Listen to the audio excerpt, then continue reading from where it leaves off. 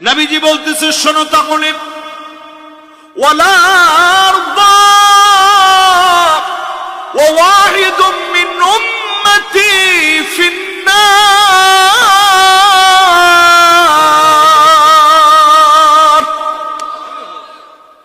আমার একজন উম্মত জাহান্নামের আগুনে জ্বললে কশিন কালেও আমার কলিজা ঠান্ডা হবে না।